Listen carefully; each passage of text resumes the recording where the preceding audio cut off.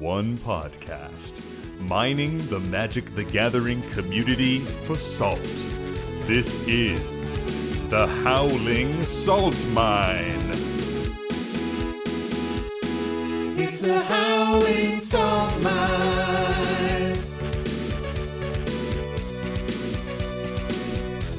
The Howling Salt Mine.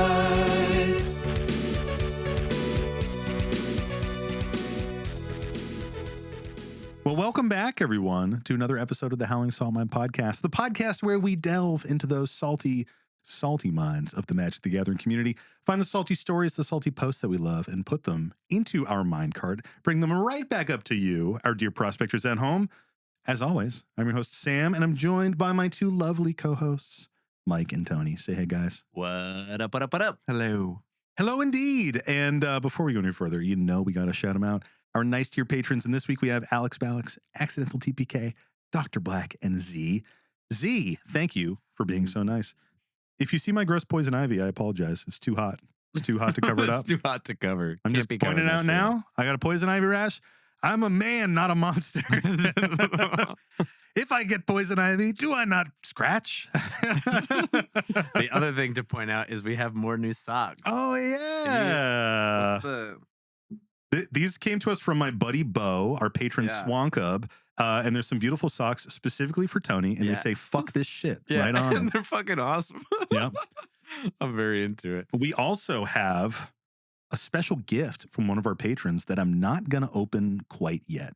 I'm going to open it when we get into the show a little bit. Okay. Well, then I have a thing to talk about. Hit us with your thing. So Hit us with that thing. Hit us with that I thing, brought Tony. this up recently. I've been going on a bunch of hot girl walks, which is what I call them because I'm too old to like run.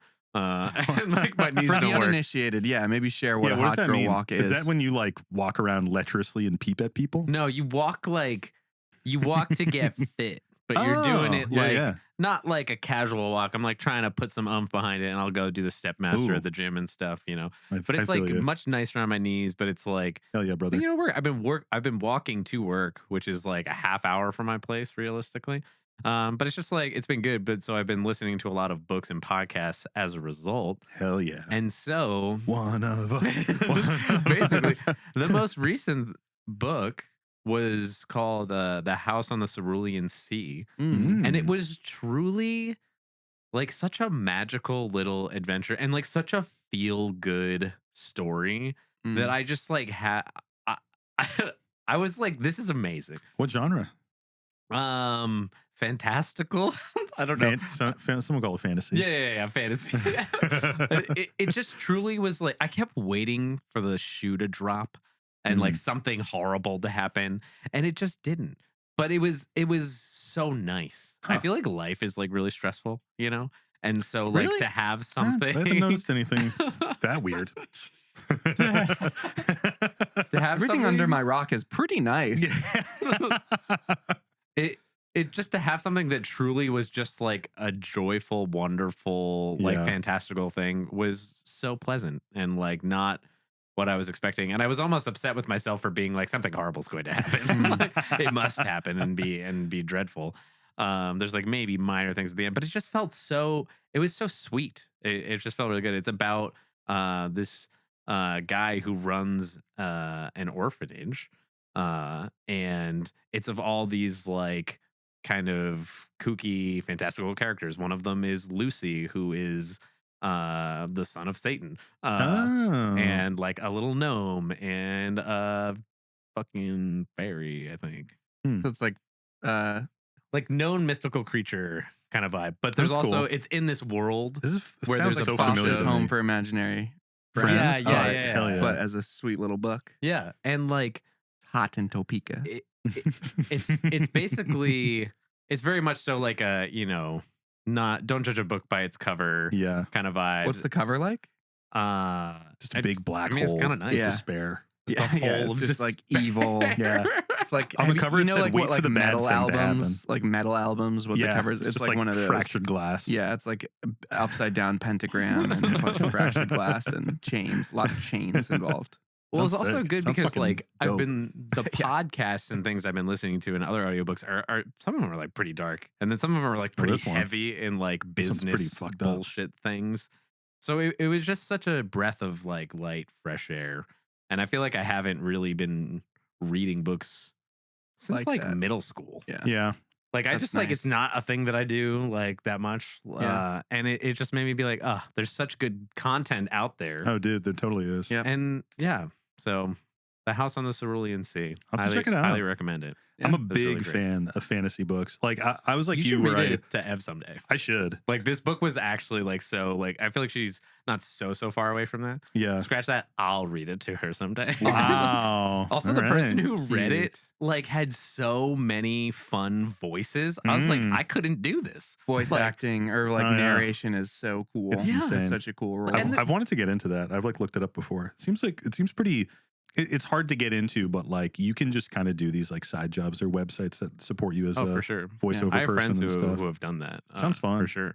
It was just one of these things of there's like 6 different characters that are very integrated in the story, and he had an individual voice for all of them, and was like so good at flipping between them. I'm like, God, I don't think I could do this. Like, That's so. I wouldn't cool, be man. good enough. And like, it was great. It was really wonderful. The actual acting piece of it as well. For on top sure. of just reading. Yeah.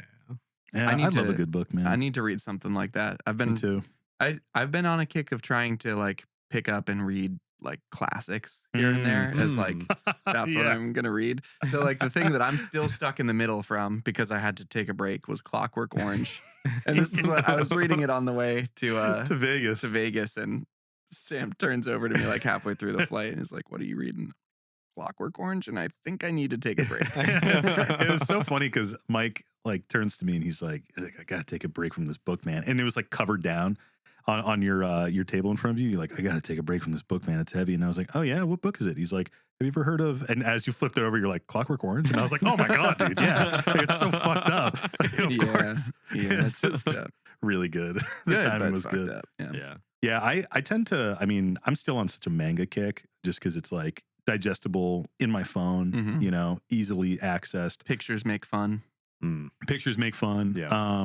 But I used to be such an avid fantasy reader. There was this one summer where I kind of like unlocked the joy of reading again. And it was with the R.A. Salvatore Legend of dude, Driz yes. books. And you know, they're kind of dated. There's some stuff in there that's like a little wonky these days. Yep. But man, it's just like, for the most part, it's just like uplifting fantasy, like cotton candy, where it's like sweet. There's not a lot of substance to it. It goes down easy. And it's just like good guys win. And, you know, the bad guys are like evil, but like always get their comeuppance. Yep. And the world building was really cool. And I was playing a lot of D&D at the time when I found it too.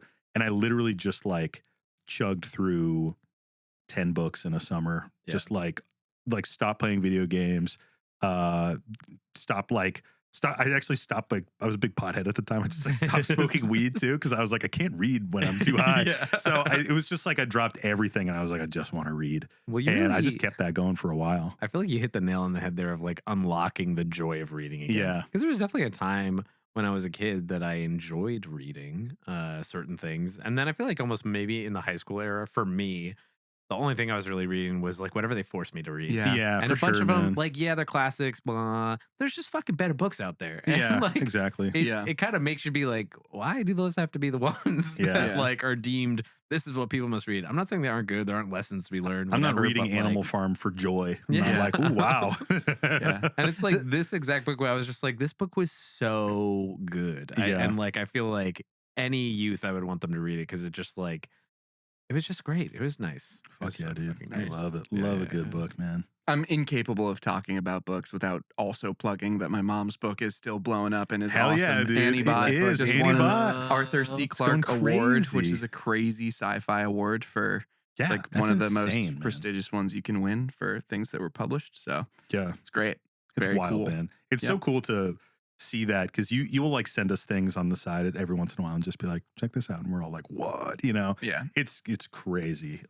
Just to see the fame that the book is getting and the success it's getting. And like, it's at the point where I see people on social media and like the Magic Circle reading it. And then I'm like, oh, Mike's mom wrote that. And they're like, what? Yeah.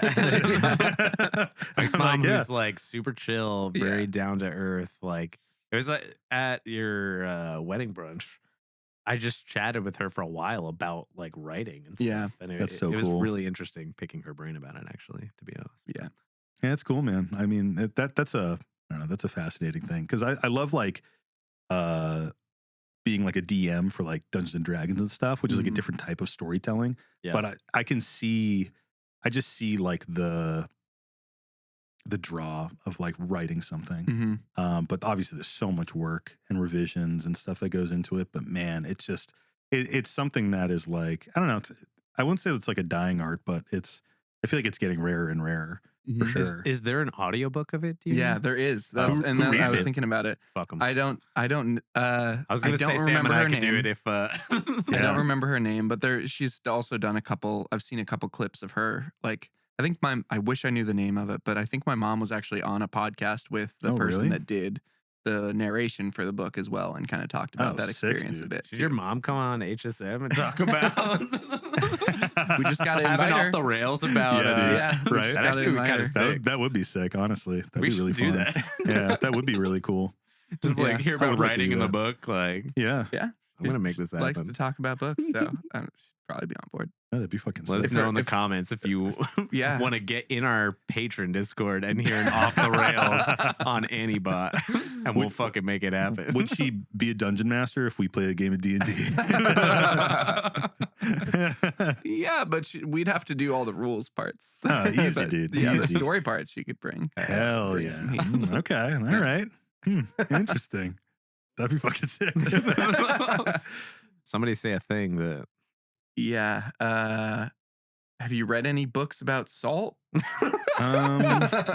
it. That's think good, right? I That's nailed good it. stuff. I think Wait. I actually have. Hang on, Yes. Samuel. Yeah. Anthony? Look into my eyes. Think about a book you read recently, and tell me what is salt. It was One Piece. I read One Piece Oh my recently. God. The salty I should have seas. fucking known. Dude, literally. That makes me salty when Sam is like, "Have you read the most recent One Piece?" And I haven't. Oh, dude. It's the worst because It- now I'm sitting here like, yeah. what happened though? Dude, credit to fucking Andrew Rothbach's, our buddy. So quick tangent, me, Andrew, and Mike are in like a little group chat with just the three of us where we just talk about One Piece and share our theories. Fucking nerds. And like the other day, like it's been a little quiet for a while. And the other day, Mike was like, have you guys read the most recent one? Yeah. And I was like, I have. And Andrew was like, I didn't. My app didn't update or something. And I sent him the link to my app. And literally 5 minutes later, he was like, okay, I read it. And like, I just loved how he jumped on it so instantly. He was like, oh, I haven't read was it. like, I've read it now. It was like, I'm blocked. I do not have access to this. I have access to this. I'm unblocked. I've read I'm it. done. Yeah. I wish Yeah. some of my coworkers were. Yeah, that's what I'm saying. Dude, I did this like AMA thing on Instagram recently, and somebody was like, what's the best book from 2025 that you read? And I was like, I You're like, just The One read Piece. manga. I am sorry. I don't really read books right now. I'm just on a manga kick. Salt is frustration in the Tony, that's a great question. It is. Back on track. Salt is frustration in the game, as we like to say. It's anything in the game of Magic that's going to get you irritated, frustrated, salty, dare I say? Sulky, maybe a little, things aren't going your way. Your commander's getting countered over and over again. You wanted your game style to be a specific thing, but your opponent is playing something that perfectly counters what your deck does. It's just anything that's going to get you from, veering away from that like ideal game that you wanted. You wanted it to be a joyous afternoon. Something went wrong. There's a lot of different types of salt out there, folks, and we're here to talk about all of them so that we can learn from it and hopefully not be salty in a future game of Magic. As we like to say, it's an edge magicational podcast. Fuck yeah. Fuck yeah, indeed. Should we jump into the salt? Let's do it. Yeah. Let's kick it off with this. Oh, we didn't have to wait very long. Yeah, we didn't have to wait long. And also, by the way, quick plug to the P.O. Box if you want to send us something. Our P.O. Box is Howling Salt Mine, P.O. Box 6025, Providence, Rhode Island, zip code 02940. It's probably on the screen. It's probably on the screen. And It if was it's not, hopefully Dan, put it on just the where fucking I screen. did my hands for 5 minutes. All right. We got a little we have our spelling it? first No, I was just salty like, story. you're feeling it. gesturing You're it. like, here Yeah. it is. I was like, it was here. Gotcha. So if it's now if it's not there, A little what was I awkward. holding?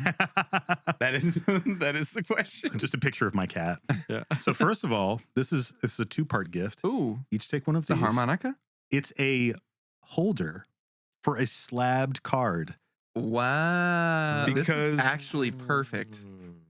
because our buddy Jacuzzi Jake gave us 3 Mike. Everyone can feel the unboxing experience with us Michael.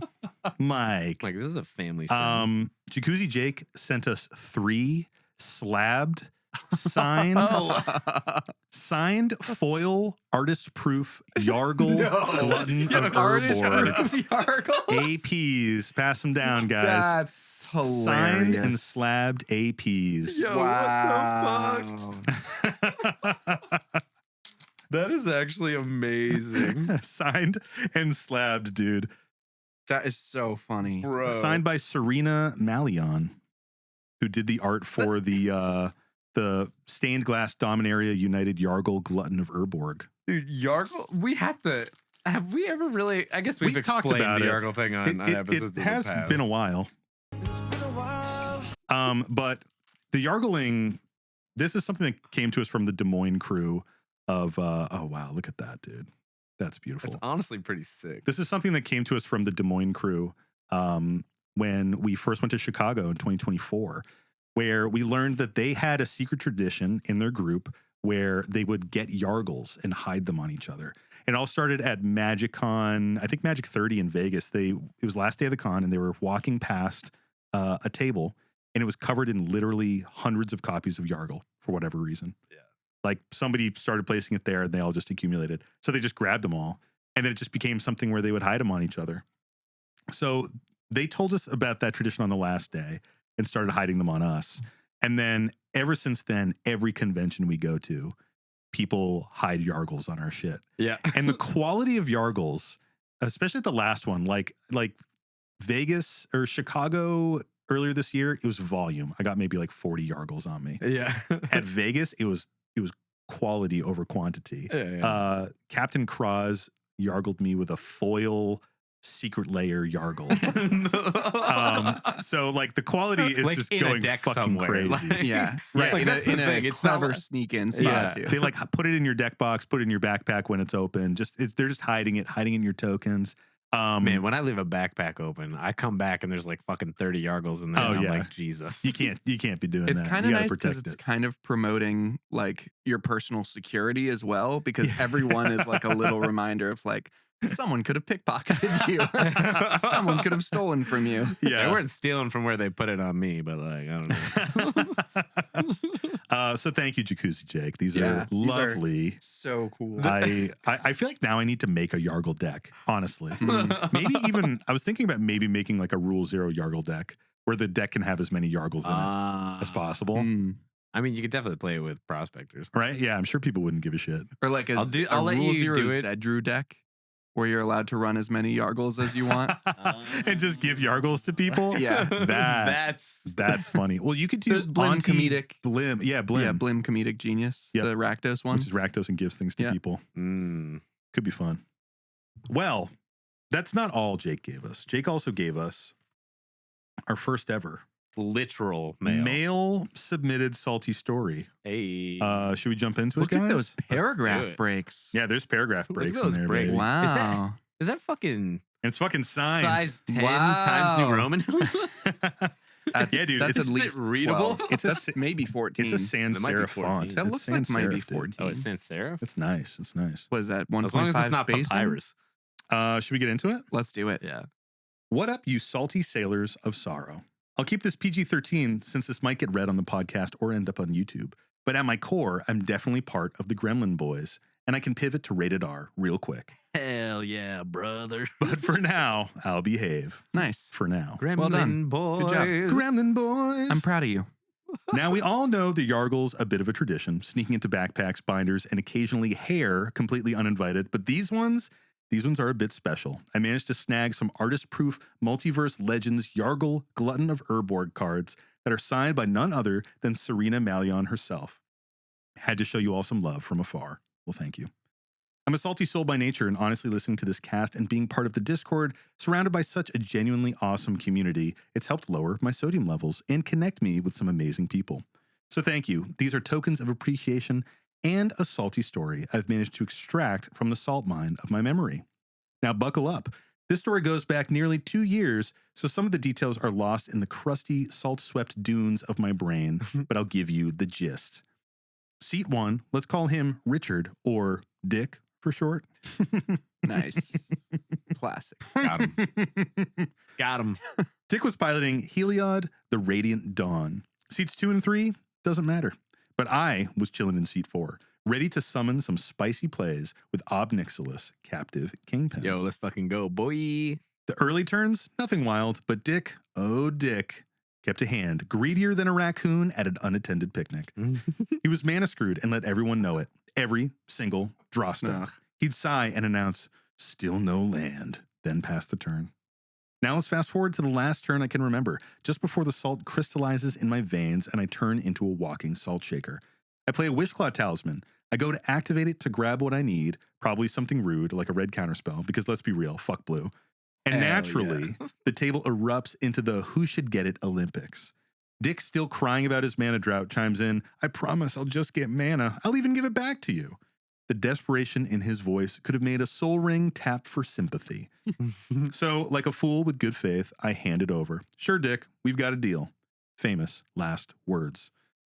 His turn rolls around, and suddenly Mr. Radiant transforms into a shady back alley trickster. He activates the claw, holds priority, blinks it with some forgettable card, then activates it again to tutor up God knows what. Then, like a magician who just pulled a rabbit out of his wallet, he hands back the now worthless talisman, all smug like he had just solved world hunger. The table, it fell silent. Then came the muttered, dude, that's not cool, and wow, that's messed up. Meanwhile, Dick, the bastion of technicalities, just shrugs and says, I never said when I'd return it. I was stunned, saltier than a pretzel on a beach, salt forcibly poured into my open eyes. I don't even remember who won the game, but the moral that burned into my soul when dealing with dicks, always read the fine print. Thanks for doing what you do and stay salty, my dudes. Jacuzzi, Jake. Thank you, Jake. Appreciate Thanks, it. Jake. Read that Wishclaw Talisman for me, Mike. Yeah, so Wishclaw Talisman, 1 in a black for an artifact. This artifact enters with 3 wish counters on it, and you can pay 1, tap it, and remove a wish counter from this artifact. Mm-hmm. Search your library for a card, put it into your hand, then shuffle. An opponent gains control of this artifact. Activate only during your turn. Okay. Interesting. So it comes into play with the wish counters on it? Yeah. It's not a cast trigger or anything? Correct. Interesting. So the story seemed to imply that it was passed back with no counters on it. Yeah, I'm also But it's not curious even how they that, like- blinked it because Mike and I had an aha moment. Yeah, We yeah. turned They're to like, each other and blink we're it. like, you blink it, it goes back to the owner, doesn't it? generally most things when they exile something and return it to the battlefield, it returns under the owner's control. control, not the controller's control. Yeah. So maybe they untapped it. That's a more I think so too.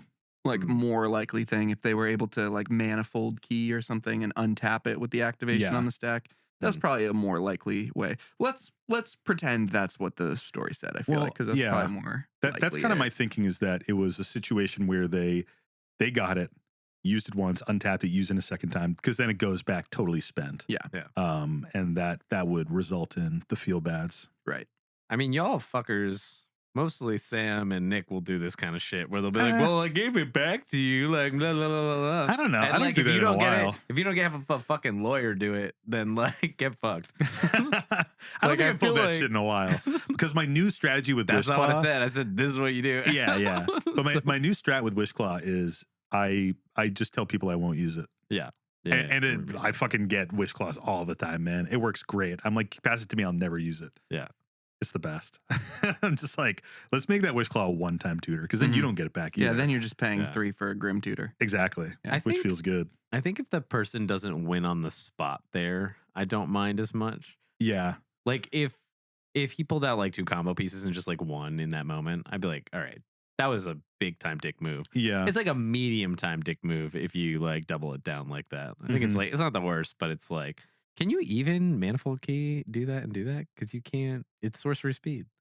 What? It's not sorcery speed. Nothing it's just sorcery only on your speed. It's turn. just only during your turn. Okay, Yeah, okay. that's the caveat All right, of it. never mind. Because I do this in my Togo Keskit deck because I run Wishclaw and I'll activate Wishclaw and then I'll have Keskit sacrifice it. So then I just get the tutor and then I recur it from my graveyard the next turn. So it's just like a repeatable tutor. Yeah. That's the way to do it is like Get rid of be it. cheesy. Yeah, just Yeah. fucking get Take rid of it. advantage of And it. be like, Yeah. oh, no one gets it now. But yeah, I think like what you do with that when you take 2 there is impacts the level of salt that Yeah. happens. Definitely. Because the thing is, you can get the mana and then be like, well, letter of the law. I still did search for mana. Yeah. And then with my second search, I'm going to get something else. Yeah. You know? Yeah. It's Yeah. the cheeky way to get away with it. It's just an example of a deal that you need to either overly be clear about or make sure that like you're on the same page with Yeah. the like assumptions around it being okay that like we're actually doing that. Like you can there's one thing where you're doing a deal and you can tell someone is being really careful about the words they're choosing, and that's when you have to dig in and be like, okay, Yeah. if we're going to do this, if Mm. that's what you're saying of you'll give it back to me, let's double confirm. Like you'll give it back to me with a counter still on it. Like let's make Yeah. sure it's But the thing that. is, he wasn't being that careful about it. He was like, "Please, bro, please, Yeah. please, Give it to me. I'm I'm gonna give give it to mana, me, bro, please." Yeah. please." And I mean, so what did it say? there's It the said, like, deception. the He's like just disgrace. getting mana, right? He was like, I'm just getting mana. Yeah. Like, what does that mean? Are you getting a land? Are you getting a rock? Are you getting a dramatic reversal to untap all of your other rocks, which is Yeah. going to help you produce more mana, Yeah. but is also going to let you retap that Wishclaw, you know? For That's what I sure. would do. Naughty boy. Well, what do we think about the salt rating here on this one? It's I mean, it's obviously well-aged salt, but I kind of like it. And I feel like Wishclaw Talisman is it is the epitome of, I mean, it's the monkey's paw. It's the epitome of the wish going wrong. It's the whole design of the card. If there isn't another card to politic around and kind of screw people over on a little bit, it's Wishclaw Talisman. Yeah. Like it's in the flavor. It's hard baked in, you know? Right. That's the one to be fucking cheeky with and be like, yeah, I'll just do this and then I'll give it back. And then you fucking double tap it and you're like, yeah, here you go. So Sam's a deceptive, type of person. How about you, Mike? What do you think about the salt rating on this? It's the kind of salt that's going to flavor every deal that you make with this person from here on out. Yes. That's for sure. It's going to be this long-standing seasoning that you're going to apply to every meal that they're partaking with Yep. you now. And that's fine. Like it's fine to have these kind of pivotal moments of like, yep, I can't trust you to be super chill about deals like this. I Yeah. have to start being a little more of a dickhead. rules lawyer with this deck here. Yeah. What Well, about you, Tony? What do you think? I mean, I think it's very, how bad is the thing they do? And it just like changes the scale of the salt pretty Yeah. dramatically. So you getting 2 of them definitely is a feel bad for the person. But if it's 2 that wins you the game on the spot, then everybody's gonna be like real upset. And I think that effect of like it for the rest of the time you play with that person will be much stronger as opposed to just like, hey, he's like, hey, I got 2, For like sure. whatever. So then you're just Yeah. like, man, I don't trust you. But like 5 games from now, you are just going to be like, yeah, I'll give it. You maybe never will give them the Wishclaw Yeah. again. But in similar scenarios, you will give them other stuff. Did Yeah. the story say what they got with it? They did just get mana, right? I don't think it said. I threw Okay. it. I threw the Didn't say. I story also- in a cinematic move. I do love a Wishclaw based story, which is all about. I can't reach it. It's over on the other chair, the off-camera chair, the cuck cuck chair. I do love a Wishclaw based story right after the Yargle conversation that we've had, since it's all about giving people stuff Yeah, without it them is. wanting to. So It that's is, fun. yeah. But yeah, you make a really good point. I mean, both of you guys did about like the severity of this, because if they're winning the game, they're really fucking you over. You're going to be like, okay, never making a deal with you again, Dick. Yeah.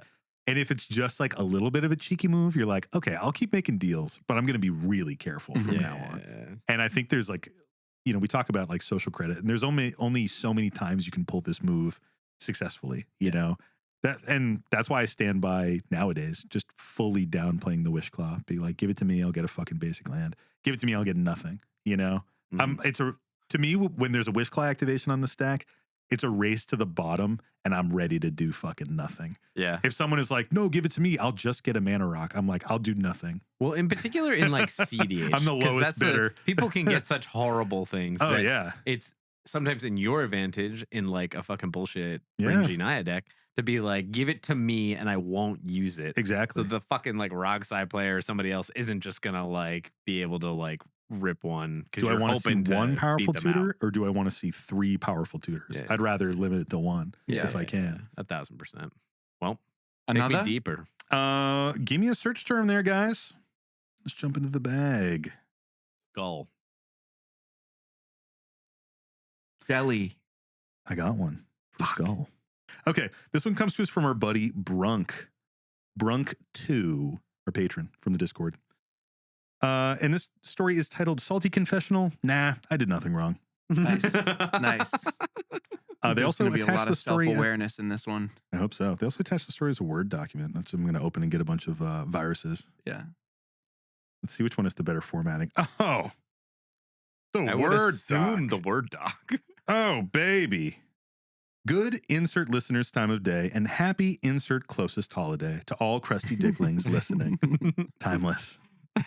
Today, I tell the story of the time I was kicked out of a pod on only our second ever magical gathering. First and foremost, I solidly assert that I did nothing wrong. However, I shall let the almighty Council of Salt decide. Also, before I begin, I apologize for the length of the story, as is custom, regardless of its length. That is customary. Is it long? It's sizable.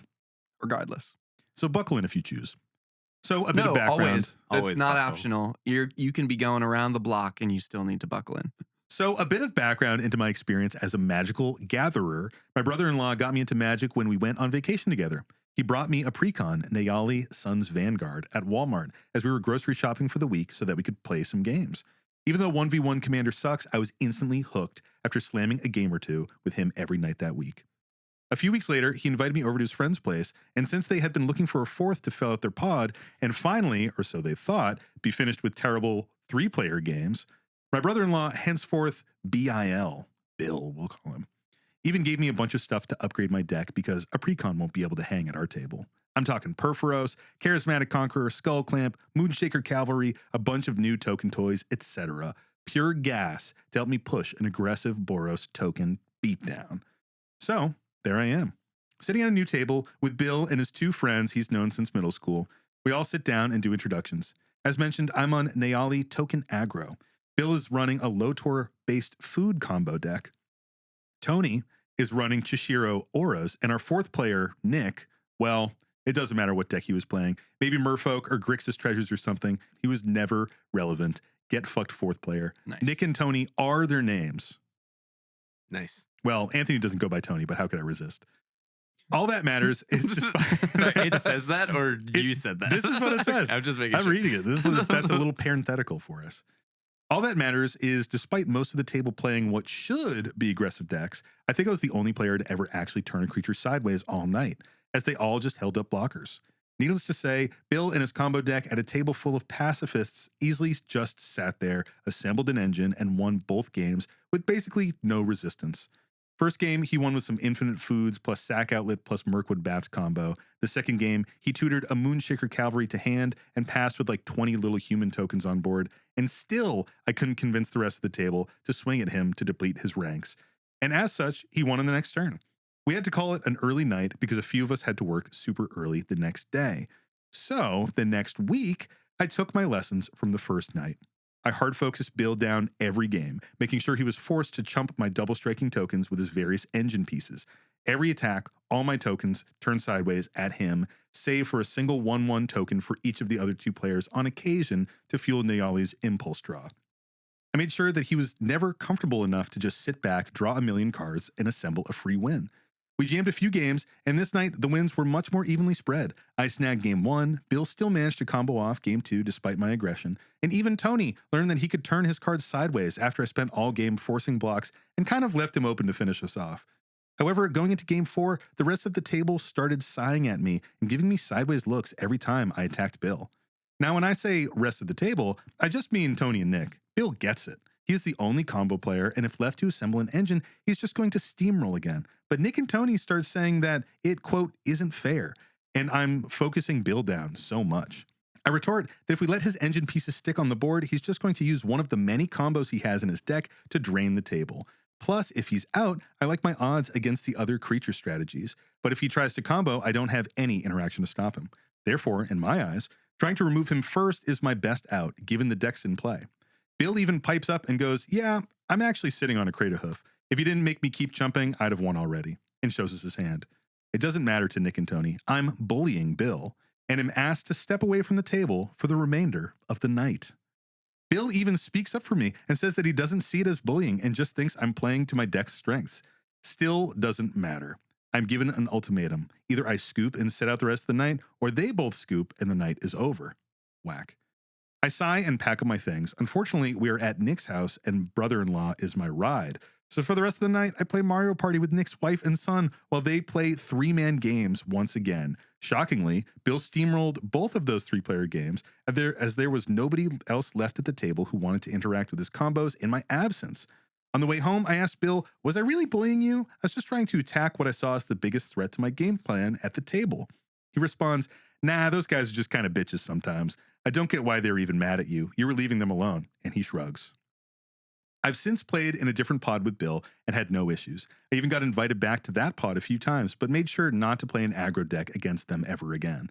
So tell me, O Lords of the Mine, am I the bolus? Shout out to Mike Carosa. Was I wrong to focus all my attacks all night on one player who I felt would win if left uninterrupted? Should I have just sat back with my aggro deck and not attacked? Is it weird that the only people mad about my target selection weren't even the targets?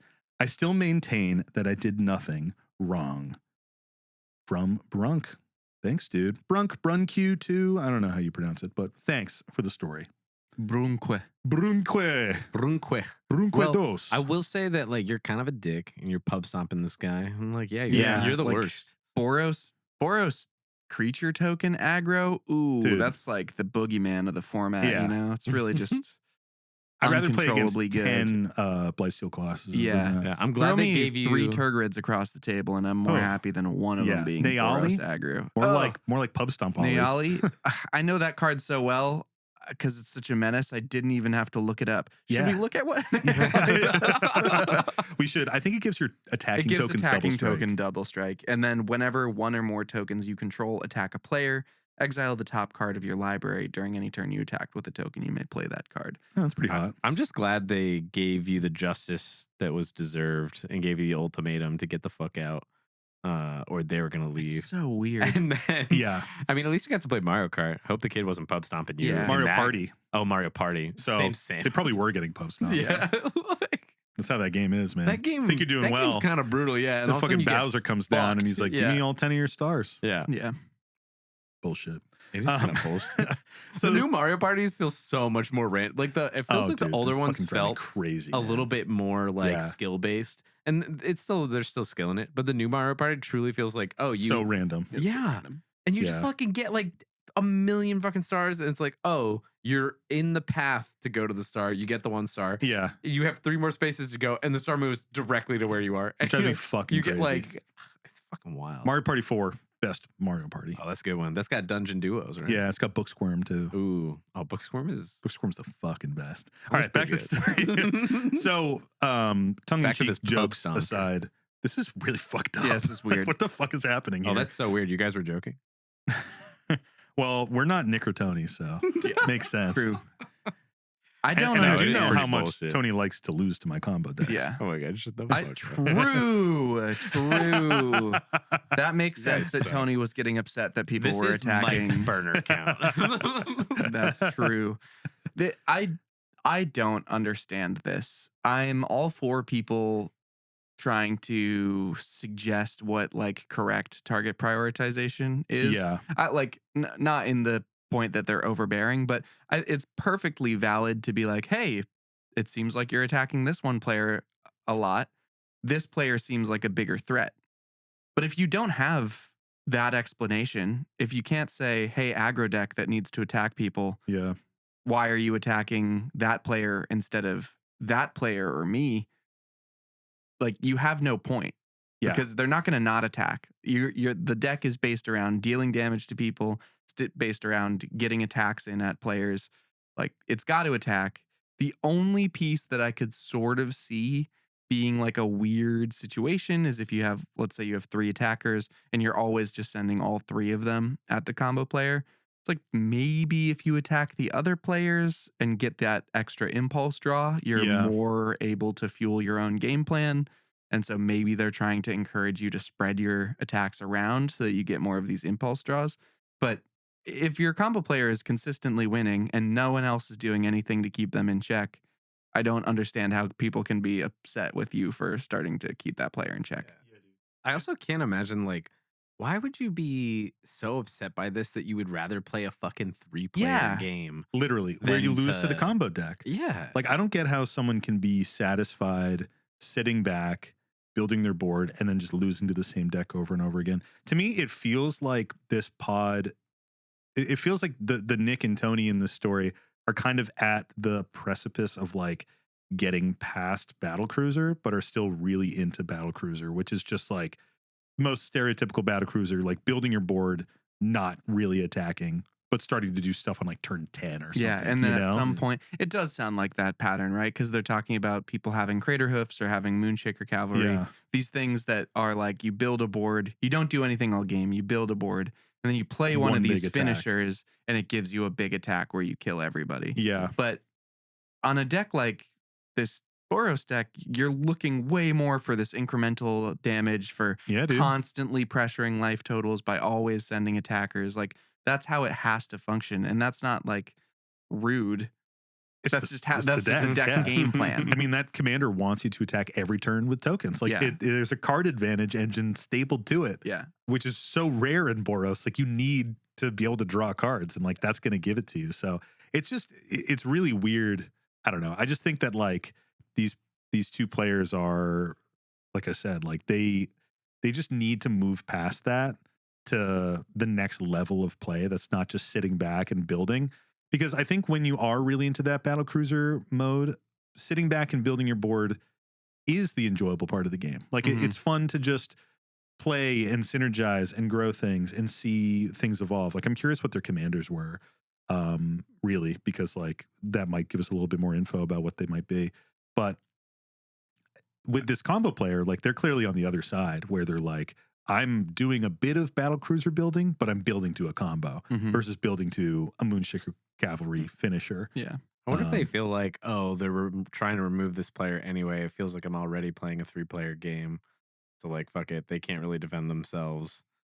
Even though, again, that's like part of the point. Yeah. They're just not. Maybe that's some of the. I'm just trying to get to a point where I understand their side in some way, shape, or form. But I think the other piece is like, it sounds like they'd been playing 3-player games a lot. Yeah. And so maybe they had a pretty established dynamic of what a 3-player game feels like. Yeah, it could be. And then when they add a 4th player, and that means that, like, as soon as there's a 4th player and 2 players are duking it out, like, you're in a different position than if there's 3 players and the other 2 players are fighting. Yeah. Like, if those 2 players are fighting and I'm in a 3-player game, then suddenly I'm good. I only have to think about me and get ready to try and do my big turn that wins. Yeah. But if I'm in a 4-player game and 2 players are really fighting it out, it's like, where does that, do I start fighting the other player? Do I become friends with them? Should I, like, it's a much more complicated landscape because there's like, you know, these 3 extra interaction, like these 3 extra player relationships that you then have to manage.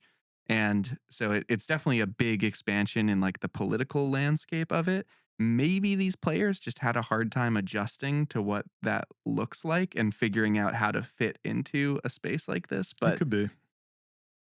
It's hard as a player that's almost only played 4-player so much more than 3-player. It's hard to wrap my head around, like, the other side of like why that would be hard to adjust to. Well, what do you think about the salt rating here on this one? So high, so fucking high. I feel like it's like weird. If I was Brunk and I was at this pod and these people asked me to sit aside and not play with them, I would never go back and play with them. Oh, sick. Catch me never being in their pod ever again, dude. Like, you invite me over and you're saying like, oh, you're fucking bullying your brother-in-law. You can't play with us anymore. And when the brother-in-law is like, nah, he's not bullying me, Yeah. actually. And then they're like, what's your justification? He's like, here's my excellent justification that makes a ton of sense. And they're like, not good enough. We want to lose to the combo deck. Like, fuck off. That would drive me I nuts. can't even like comprehend that people like this exist, man. It's like, are you fucking idiot blockheads? Like, drives me. It's really high salt. Struck a nerve. Yeah, I'd be fucking pissed off. Like, because I don't know. I think there's something in Magic when people question your plays where sometimes you do get defensive and you're like, no, like I had a reason for doing it. And like those conversations can get heated. But when you have a justification that is so good and the person that you're attacking is like, yeah, that's an excellent justification. In fact, I would have won if you hadn't been doing that the whole time. And the other two people still don't fucking get it. Yeah. I would go crazy, man. High salt. Fuck this. This Nick and Tony can fuck off. Agreed. Ditto. Get him out. Yep. Another story. Get them out and Another. get me one more. One more. Deli. Deli. Like Delibird the Pokemon. Oh man, Merry Christmas, Delibird. Let's see. Oh. Or like a sandwich from the deli. Oh. This one comes. Give me the deli ham. There's so many good ones. Meats mixed up in a big machine and then smushed together into one big deli ham. Fuck. Deli ham's good. I don't care if it's mystery meat all squished together. I want my meat in a cube. Is that what deli ham is? Is deli ham a thing? Oh man, we got a good You one. never gotten ham from a deli, dude? No, I You have. literally just ate Jersey Mike's. Yeah, that's But I deli got ham. turkey, bro. Oh, yeah, that turkey, that's Same not thing. just like a Deli ham. bird. There's like Oh, yeah. there's like meat glue in there too. Yeah, I got you. I Yeah. got you. Yeah, We're on the same page. Yeah. Okay. This one comes to I us from wasn't our. sure if there was like a special thing that was deli ham that I No, just no, didn't no. know about that Just literally any was ham. like all the things together. Oh. You've, smushed into you've one. never No, had it's just ham from ham New Delhi? From a deli. Yeah. Yeah. Okay, gotcha. Yeah. Legit, All right, I there's got some one. I secret got one. Capicola bullshit. Like, This one comes to us from our patron, Pablo Escobar, aka Mr. Last Place. hey, And the post is titled Rakdos Counterspell. mm. And before New we get tech into for it, Rob? there's begin search engine optimization. Croutons, cheese, crust, sear, blazing, create, poach, porter, chug, demand, pizza, cider, enrage, token, menace, oracle, cheddar, Wellington. You guys talk about food a lot, and I'm hungry. Curiously, Deli's not in there. All right. I like and search engine Wellington, though. Yeah, like we're gonna get real fancy. Like talk that about was Wellington. search engine optimization of like from the dome. Yeah. You like I listen a lot. These are the terms They're that I gonna talk think about would this get shit. They're going me to talk about They're food. gonna talk about a beef Wellington And you at some weren't point. very wrong. Yeah, So we'll was talk it about a lot of beef? those. Maybe it was beef we were supposed to look. Maybe. Could be. All right. This one starts. So after the SEO, we get into it. Greetings, you crust kings, you salt sultans, you purveyor of pettiness. I hope this You message finds deli you well. lords. You fucking deli ham eaters. Last night, after a colossal hot streak of weekend obligations, I was able to play in person, finally, with the boys. What a treat. Oh, hell yeah. Hell yeah. It was clear before we got to the LGS that we were facing down the dreaded 6-man roster. We were struggling to find a couple players to round out our second pod. Instead of splitting into 2 3-man pods, I say, hey, let's make a mistake and play 3-headed giant. Oh, no. Nice. Don't worry, prospectors. I have a story of a cursed format, but that is for another day. 2 delightful people swooped in at the final moment and saved us from the thank most God. disgraceful Good job. decision. Good job, delightful people. Hell yeah.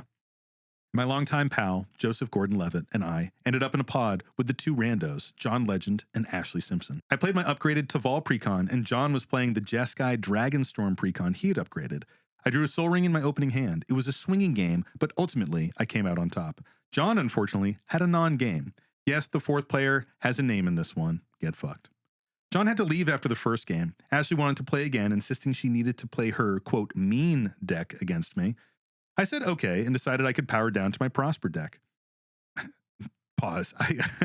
If someone's like, I'm going to play my mean deck against you, I'm not powering down. Yeah. But- That's usually not the direction I'm going to go. Some courtesy there, I guess.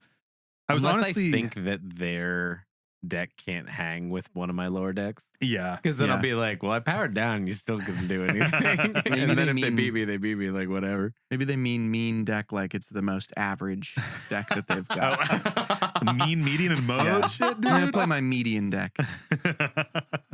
That's funny. I had recently made some changes to this deck. joke for you. That is a good I was one. gonna say that's That is a good one. math joke right there. I The recently made- engineers at home, they're fucking loving it. Sam's loving Let it me too. read. You guys got a train to catch. Yeah, it just got delayed. Oh, okay, good. I recently made some changes to You this know deck that? and felt I had left the curve far too high. I was honestly down to get crushed.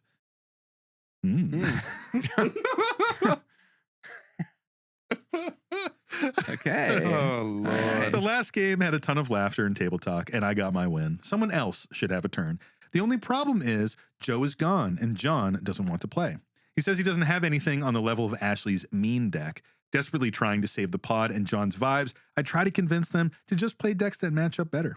John is insistent he doesn't want to play and pulls out Arena on his phone. I'm staring down a 1v1 with Oh a my stranger's God. mean deck while her perceived partner sits next to her after leaving the pod. Fuck it. The vibes were high from the last game. Our once full and lively pod was a slightly awkward 1v1. Thankfully, my ever-vigilant buddy from the other pod sniped two guys that I thought were playing Modern to join us and make us whole. A true homie. I draw another opening Soul Ring and an Arcane Signet. I show Ashley the Soul Ring and say, I should shuffle, right? She's on some I want to face my enemy at his strongest shit and tells me to keep it. Nice. Fuck yes. What a badass. Early game, I play a sorcery that lets me exile the top two cards of an opponent's library face down and play them at any time. I choose Ashley. I could use something mean up my sleeve, an irrelevant card, and counterspell. She sees the dumb smile on my face and starts listing all the bombs, asking me what I pulled. I chided her about these cards all game. I dominate early until Ashley starts to pull up from behind. On turn 9 or 10, her hands are shaking as she casts Expropriate. I crack two treasures and play her counterspell. That's in the story. Hmm. The look on Mr. her Krabs face is in the story. Sponge Boy me, Bob. The look on her face is priceless. She, all in good fun, starts berating me. You're such a fucking asshole. I can't believe you did that. I was going to win. I should have fucked you over earlier, but I didn't. I respond, I didn't bring that card to the table. You did. Nice. That is my favorite. As the spells resolve, they enter exile due to my Douthy Voidwalker. I untap on my turn, cast Malakir Rebirth on my Voidwalker, and then I sack it to the Expropriate for free. Exiling Expropriate under a fresh from the grave Douthy, I win again. Overall, the vibes were great. Ashley and the two other guys were hilarious. John was helping them out with dice and tokens. Ashley and one of the new guys even asked how often I was at the LGS and said we should play again. I told them unfortunately my game nights were few and far between, but invited them to our Discord. My sprinkle of salt lies in John. I don't have any problems with his behavior, but I wonder if I could have done something differently. Did he feel I was pub stomping? Did John just know better and I narrowly avoided a slow, painful death at Ashley's hands? Was his social battery just low? I would love to know what you guys think. Sorry for the long one. Stay salty. Pablo. Thanks, Pablo. Appreciate you. Good salt. Interesting one. It's so my read on the friend John, Ashley's like, I'm gonna play my mean deck, Yeah. right? And John is like, I don't have anything that stands up to that deck. I'm gonna play Arena on my phone. Mm-hmm. I think John just has a lot of game memory about this mean Yeah, deck. maybe I a think little he bit of fucking trauma. knows. Yeah, literally. And he's like, I don't want to fucking play against that. I you know what that's gonna be. That's gonna be Expropriate Yeah. and all kinds of counter spells. Non-deterministic extra turns or some Yeah, shit. and I you don't know? want to deal with that. Yeah, I could see that.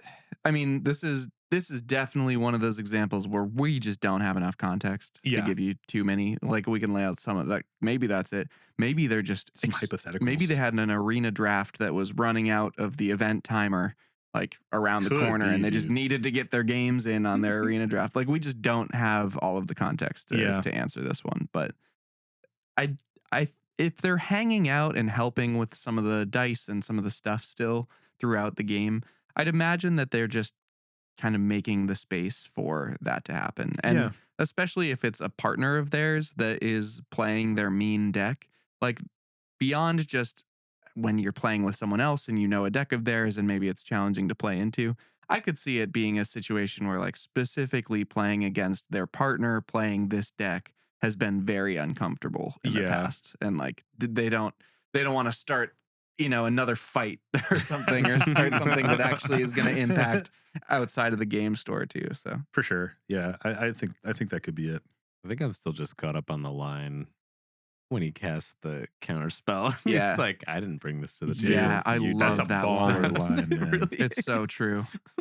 I feel that way whenever I play like a clone deck Yeah. or like a deck that steals cards from my enemies. It's like, these are your cards. Like that's why I think, sometimes we talk about like good decks to bring to conventions and stuff. Mhm. Like clone decks or anything that like uses your opponent's They punch cards. up and punch down. Yeah, so well. Because if you're 'Cause they're stealing doing stuff what off a you're shitty doing. deck, like you steal something off a precon, not that crazy. Yeah. Steal something off a bracket 4 deck, you might get something like nuts. You Yeah. know, I really love that type of deck. I think it can be super, super fun. Mhm. But yeah, I love that line. Countering someone's shit with their own counter. Counting Yeah, their it's expropriate feels Yeah. right. Yeah. Under a Dothy, Not too, even like- someone's shit. Yeah. Yeah, and it's under the Douthy. Yeah. The funny thing with expropriate is I do think it's one of those spells that people are so likely to tap out for. Like once you get to that, it's 8 mana, right? Yeah. Once you get to that 8 I think mana, it's 9, isn't it? you're like, I'm not waiting until I get to 10 mana. I'm fucking doing it now. Oh, you know? for sure. Because you're likely going to win if you do it. Oh yeah. Why You know? not? Is it Int- 7 mana? It's not 7. No, I think it's 8. I think it's 9. It's not 9. Over or under. You have to take a sock off if you're wrong. And you have to leave yours on. We're playing. It is 9. Yeah, bitch. Take that Fuck. fucking sock off. No. I never agreed. I will not. I never agreed. I'm not playing strip guess the card with you. Tony, Yeah, as not much as again. you might want You it. fucking should, because usually you would win. Mike's already Again, not wearing pants today, under that blanket. Not Yeah. part of the goal. Yeah, I'm not. I'm already not wearing He's pants. already under the fully blanket. nude under What, that blanket. what do we think about the I'm salt naked under rating these on this clothes. one? I mean, this one it feels pretty low salt to me, but I get the frustration of like just trying to cobble together a 4-pod. I think that's the thing that would frustrate me. Mm. It's like you walked into the store already 2 people down, and you finally get a pod together, and then you're like, one more game, and like the people bounce. I get this. Not throwing any shade at prospectors. I get this on the Patreon game nights, man. Sometimes we do the Patreon game nights, and I jump in a pod, and we like rip a game, and it's super fast. And we're like, one more, and then one person's like, I only had like 40 minutes for a game, and they leave. Yeah. And then we're like, all right, I hope we can get a 4th person. And everyone's already in their first games, and no one's floating Yeah. around. And I'm like, oh, like it's I'll have that too just sometimes sucks to be where it's forced like, into the 3. it's like 10, 15, 10:30, and I'm kind of like, I don't really have another game, guys. Because A, I either need to switch to a new pod, Yeah. or B, like I gotta start going to bed. I've said this before. It's like I don't go to bed at 10:30. But if I play another game until like midnight, I'm gonna be up until like 1:30. Yeah, Because like exactly. You I gotta don't- wind down, I dude. need cooldown time. And that is dicking around on the internet and shit. But Yeah. it's like it doesn't matter what I do. Like if I play, like I won't like end a game of Magic and then just go to bed. Just like Everyone's doesn't happen for me. Always available to play another one with me.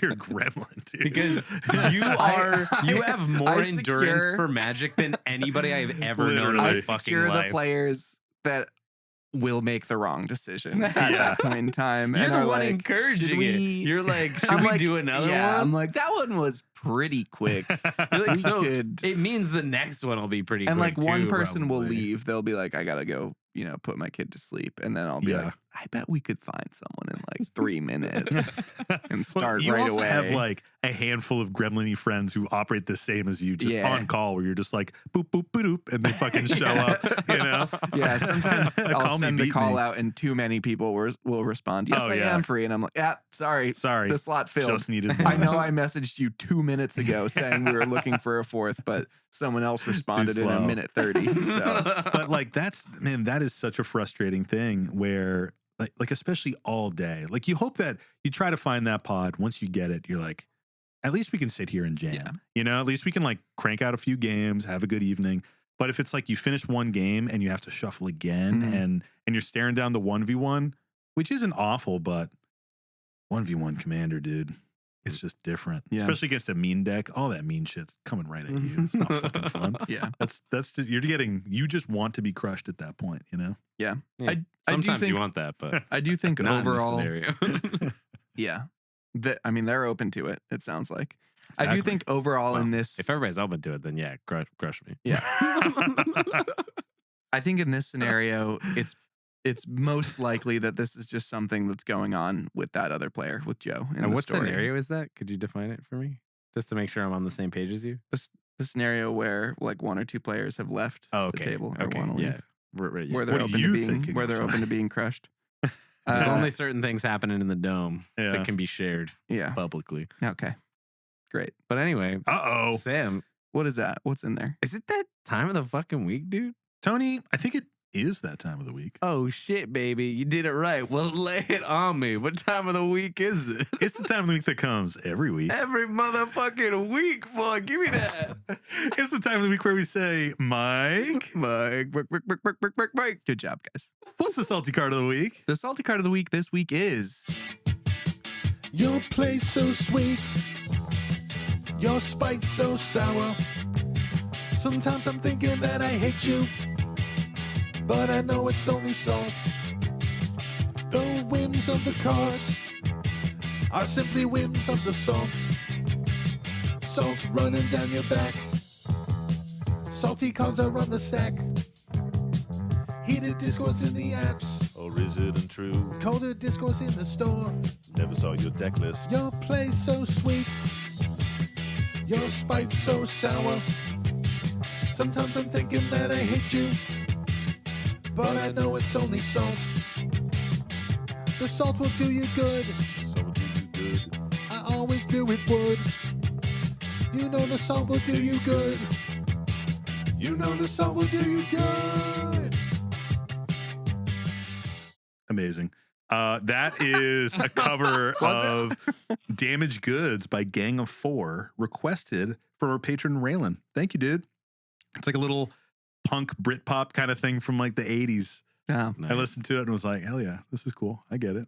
I've That's never why I heard sang that with like a little before, accent. but I see. Oh, did I you? understand now. Just a bit. Just a bit. there. Yeah. Interesting. Just a little bit. Just a little bit. Just a speck. Interesting. All right. All right. Well, thank you, Sam. That was a lovely It's salty fucking song. hot in this room. Yeah. It's cooking our brains. The salty card of the week this week is Elish Norn, Mother of Machines. Oh. You left the line out. The Nornussi.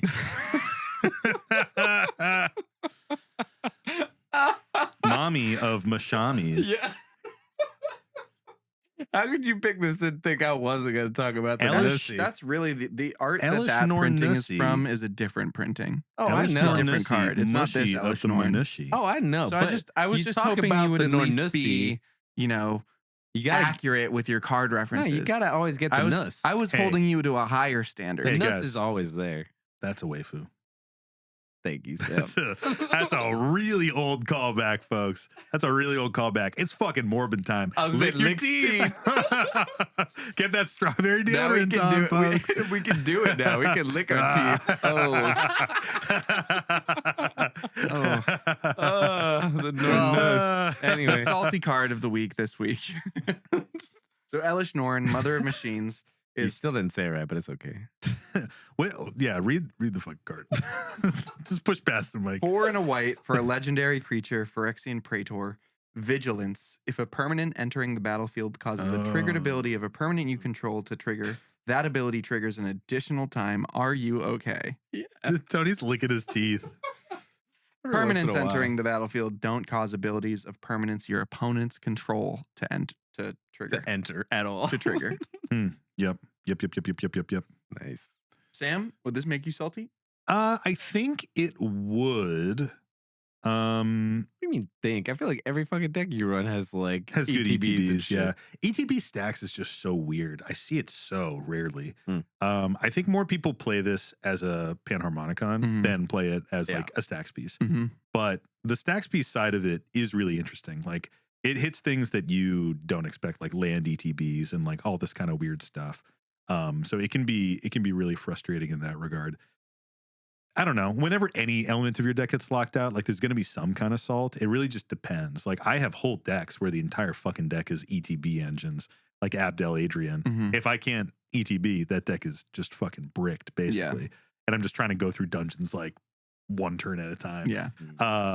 but I really don't see this card as often. For something that is a pretty powerful lockout piece and a trigger doubler, I think I've seen this in maybe 2 decks ever since it got printed. And one had this as the commander, which is a really fun deck. But yeah, I don't know, like medium salt. Again, I just don't encounter it. So. Yeah. Tony, what about you? I think I agree with Sam in particular that it's like people don't really use it for the stack C effect. But it becomes annoying to track on the table. Yeah. And it's almost one of those things that because it's the intent is not that, it kind of gets missed. Yes. Even by the player that actually So like true, has dude. it. And so then like 2 turns later, they're like, fuck, you shouldn't have done whatever you fucking did. Or you realize, and I'm like, shit, I shouldn't have e-witted this card that I've already played. And like, it just kind of like fucks up the game. Yeah. So I think it like mucks it up a lot from that perspective. But, you know, everybody's got to respect a little bit of the nussy. So Nice. There you go, Tony. how do you feel about it, Mike? Well, there's certain parts of this card that brother. I would say make me salty. This whole experience has been part of that. But it's a callback, folks. We do this for the people at home who are loving it. We do it for the people who've been listening for a long time. Episode and are at home. 15, I want to say. Episode 15, I think, is the Morbin Time episode. that's a deep cut. Yeah, it's an old It's one. deep. I can't wait to watch the spike on the on episode 15. No, it'll just And get. to have it not actually be that episode number. It's like a It might be. different It's either episode. 15 or 18. I'm Yeah. pretty sure. I will say the things you talked about of like this being a annoying stacks piece, but also being a Panharmonicon, I think is one of the things that's really frustrating about it. Yeah. Is like someone might play this only for the beneficial effect for themselves, and then like, oops, you're also locked out. I did also see this as a CDH commander in one of the in Punt City when we played there, Yes, and I that was remember pretty that. interesting. That's kinda cool. It was just like mono white stacks, but with Yeah. a ton of like the dungeon entering stuff. So like Nadar and like the other White Plume Adventure, like the other Yep. really broken initiative and adventuring ones, because it would double all of those, which was pretty interesting. And that was also when Dockside was in the meta. Gonna So say. it was It's a like powerful your commander anti-Dockside was card. just an anti-Dockside, and Yeah. Dockside was something that like everybody was relying on getting out at some point. Like I Yeah. was on Sisay in those Yeah. games, and it was like extremely frustrating to be like, I can't just finale into Dockside and win from there. So I mean, that anti-ETB used to be like a stacks archetype. I mean, right. It Because of wasn't that. like amazing or anything, but like I remember talking with Andrew Rothbach's where he was talking about his Gaddock Teague deck and how he was pivoting it into anti-ETBs Yeah. to combat like the Dockside meta, Dockside meta. basically. But I also think that it can be frustrating because sometimes decks will use ETB creatures to remove things. And I Yeah. always find it challenging when a card hinders the plans that would deal with that card. Yeah. So like things that stop people from drawing are frustrating because you then can't draw to look for a way to remove it. Things like this can be frustrating because like your Ravenous Chupacabra, like your enter the battlefield, remove something effects don't work. Mhm. And sometimes very creature heavy based or things that are like really leaning into an enter the battlefield archetype will rely very heavily on that, because it's like, oh, I could run this removal spell, or I could run this creature with a removal enters effect. Mhm. And so I should run that because it's like is more thematic and fits the deck better. It's like, well, okay, now you're facing Mother Machines, and now you also don't have a way of getting rid of that. So it can Yeah. be like a self-protecting roadblock in an annoying way. And Flicker also, decks in general can be pretty salty just because they're so hard to interact with, because Yeah. as soon as someone targets your shit, you're like, great time to use my Flicker spell. Boom. Yep. Now your spell fizzles, and I have more ETBs that are going to trigger. exactly. So where do you both think this lands in the top 300 salty cards Huh. on EDH Rec? I think I have a number. I also have a number, Sam, why don't you start us off? 245. 245. And Tony? 122. Ooh. 122. Oh, he's calculating, No, folks. I'm not. I'm just tracking things better. Got it. Tony takes it. Boomtown. It's What was it? 73. What? So, you know what? I think That's this crazy. gets a little bit of. I think because the other LS Norn gets people super salty, because they lose their like creatures and all those things. I think it's honestly getting inflated a little bit because I of can that. see that. The people just hear Elish Norn and they're like, oh, it must be that. Even when they're like looking at the cards, they're not reading every single card. They're like Elish Norn and just like kind of That's valid. I could see that. Yeah, So that's super I valid. think that's Byproduct why I hate. think it's higher. Yeah. I think Praetors, people just don't like them in general because they're mostly pretty salty effects, mostly pretty pushed shit, and like, you know, except for fucking Urabrask. Sorry, bud. It also was a March of Machine card, and so it might just be catching some Vorthos hate, some like lore, some lore care hate, because from what I understood, some people did not really like some of the Mother of Machines like arc, the big Phyrexian invasion. It was pretty lame. piece. I think the one thing that I didn't like about Mother of Machines was that like there was a card that was called like, I forget the card, but it's like Vanquish the something or something like that. It's like a card that's supposed to represent the moment where Elspeth kills Elish Norn, and it's just like a shit common like It's like a remove 3-mana attacking removal creature. spell. Yeah, like Yeah. a 3-mana. And it's like this is the epic storyline where you're just like, yeah, if I can just remove you with the lamest removal spell in white. So lame, dude. I hate it when like I'm not a huge Vorthos guy, but when it falls short in like the moment of the card, it's just like, man, like that's the card. That's the card you picked for that. This should have been like the dopest 1-mana, 2-mana kill spell White's ever seen. Yeah. And it's just like, fucking exile that attacker, dude. Yeah. Well, that wraps it up for the salty card of the week. Thanks for playing. Well, thanks, Mike. That was a lovely card. And thank you to our listeners out there for tuning into another episode of the Howling Salt Mine. You know, we're going to shout them out, our Salt Packet Plus tier members. And this week we have the Quiet One, Brimstone, Sire Speedy, Gilgamesh, Pez, Elgofogel, Doug's Dad, Bark Bark, Thoptimus Prime, Captain Cross, Rothbox, D. Beeson, Clearbrook, Boba Fett, Vok, and Swankub. Thanks again for the socks, Swankub. And thank you again to Jacuzzi Jake for the awesome Yargles. Fucking so stoked on these, man. I'm going to keep it in a prized spot. It will either be put into a deck or I will use it as a decoration here in the studio. If you want more Howling Salt Mine in your life, check out our Patreon, patreon.com/Howling Salt Mine. You can get our extra salts, our stray grains, all of our bonus content on there. Last I checked, and I think by the time this episode drops, we will have 34 stray grains posted. And the last time I counted, we had 111 stray grains. Sorry, 34 extra salts, 111 stray grains, and a couple off the rails mixed in there. So I think we have over like 70 hours of bonus content. If that's something that you want, check it out. Jump on in. There's a ton of awesome stuff in there. Our Discord community is amazing. We had a lot of awesome salty stories today from people in the Discord. You can hang out with us on Patreon game nights. Fill in those pods. We need you. We need the people to be the fourth and not get fucked. So come on, join, play with us, hang out with us, chat with us, show us pictures of your cool pets and the food that you eat. And the bling that you buy. And the bling that you buy, oh baby. Show us those sweet cards. Let us live vicariously through your bad purchases. I love it. Another way that you can support the show is to give us a 5-star review in your favorite podcast app of choice, Apple Podcasts, Spotify. Follow us on YouTube, like, comment, subscribe. Follow us on Instagram, Blue Sky, wherever. Our social media, interacting with things, sharing things, commenting on it, all that kind of stuff boosts us in the algorithm. Send us a salty story. We have it on our website.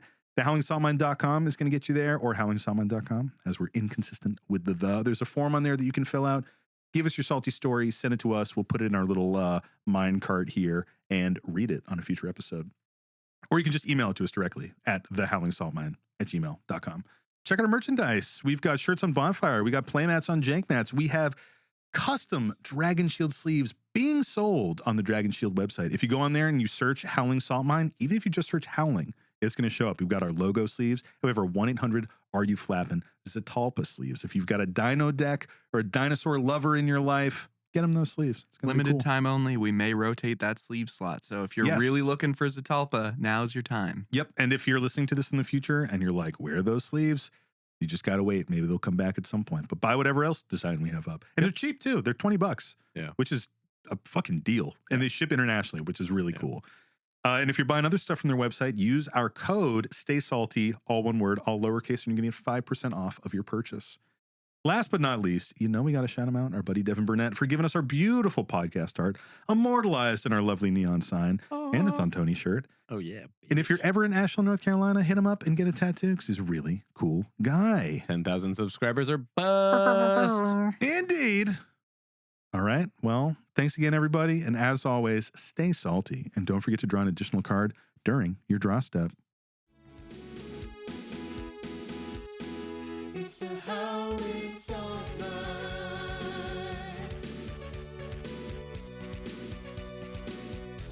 The Howling Salt Mine. Have we read this one? Yes, we have read this one. Give me a different term. You guys ever think about how when you're hearing people on headphones like this, it's kind of like your ear is just like right where the microphone is? Like If I've I'm, not thought it's about kind that. of like your head is just right here, Hmm. and I'm talking into your head. Wow, I haven't thought of that. it's really Yeah. crazy. Now that you It's say fucking it, wild. I might not Crazy. be able to. Crazy. Holy shit. Do you guys ever think Holy about like fucking shit. microphones and shit? Dude, microphones are just like ears. Okay, how about microphone?